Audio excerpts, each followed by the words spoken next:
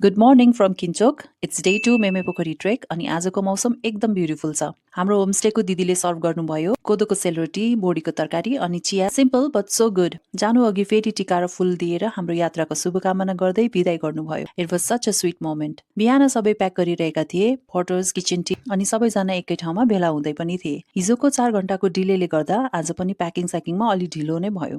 Finally आमा समूहले टिका लाएर बिदा गरियो अनि हाम्रो ट्रेक अफिसियली सुरु। ट्रेल भने सुरुदेखि नै ठाडो उकालो अनि अनएक्सपेक्टेड सरप्राइज।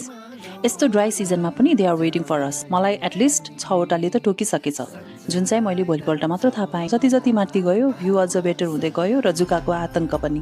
ठ्याक्कै यो खर्कमा पुग्दा हुस्सेले ढाक्न थालिहाल्यो। किचन टिमले लन्च बनाउँदै गर्दा कोही त्यतै ढल्के, कोही तास खेल्न बसे, सायद अझै दसैँको मुडमा भएर होला, अनि कोही यसरी टाइम पास गर्दै।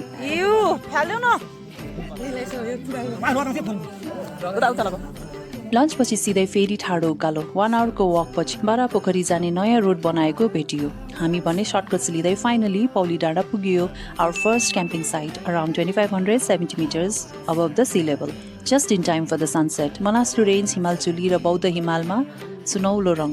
टिमले टेन्ट सेट गरिदिएपछि आफ्नो टेन्टमा आराम गर्न बसे अनि तातो डिनर टेन्टभित्रै नै सर्भ भयो। वार्म, कम्फर्टिङ अनि कति रमाइलो। So that's our day 2। अलिकति टायर्ड, धेरै खुसी अनि फुल अफ ब्युटिफुल मोमेन्ट्स। अब डे 3 कस्तो होला? Let's see you tomorrow.